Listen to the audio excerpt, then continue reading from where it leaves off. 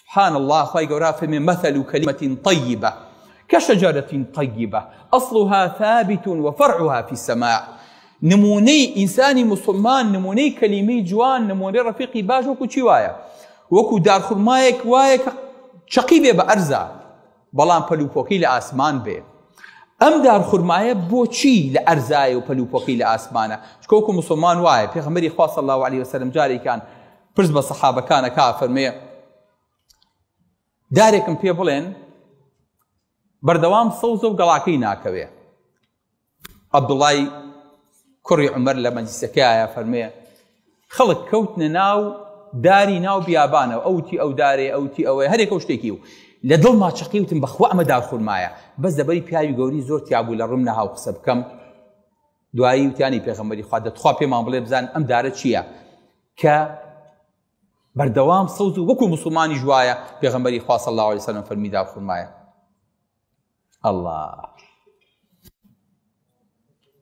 ئەلێ وتم باوکە وەڵڵاهی ئەمزانی عومەری کوڕی خەتاب وتی ئەخ ئەگەر بوو تا چەندم پێخۆش بوو حەزمەکرد ئەو پرسیاری پێغەمبەری خوا صلی الله علیه وسلم تۆ بیزانیە. چونکە باوک دایمە حەزەکە کوڕەکەی پیاو بێ عالم بێ لە مەجلیسا دەرکەوێت. ئەزانن بۆچی خۆشەویستەکەم؟ چونکە کەلیمەی باش کە لێرە ئەوترێ قسەی باش کە ئەکرێ جیاواز لە قسەی پڕ و پوچ ئەبێ قسەی پڕ بێ پوچەکەی لێلا بە وەکو دارخورما وایە کە لە ژێرەوە ڕەگەکەی داوکتیوە بە هیچ ناجوڵێ ڕاستیخە. اینجا پەلوپۆکەی عیلمەکەی ئەمەلەکەی کردەوەکەی بەرووبوومەکەی چۆ بە ئاسمانە.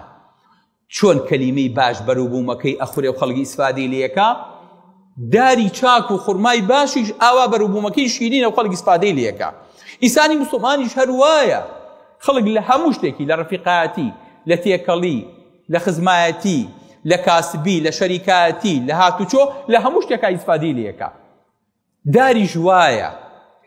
سبحان الله ئینسان تەنانەت ئیسفادە لە گەڵا و گۆڵ و حەبل و تەنانەت تەختەکەشێکات. ئینسانی موسڵمانە بێ ئاوا بێ. ئینسانی موسڵمان چۆن قاچی لە ئەرزای و بەرووبوومەکەی کردەوەکانیشی ئاوا چێ بۆ ئاسمان و خوای گەورە لی وەرەگرێ. بۆیە کەلیمەتین طەیبە کە شەجەرەتین طەیبە. لەبەرەوەی بە قسەکانمان پڕ بن، قسەکانمان جوان بن، قسەکانمان بەپێز بن، قسەکانمان پڕ بە پڕی خۆی بێ. ئێمە نمونەی چەند جوانمان هەیە لەگەڵ سەحابەکان و لەگەڵ پیاوانی خۆمانە. گەنجی وامان نییە قسە فڕێبە، گەنجی وامان نییە قسەی هەڵەز و بەڵەسکە، گەنجی وامان نییە نەزانێت چی ئەڵێ. کابراڵێ کوێرە وەڵاو ئەمە قساکە خۆشی نازانێت چی ئەڵێ.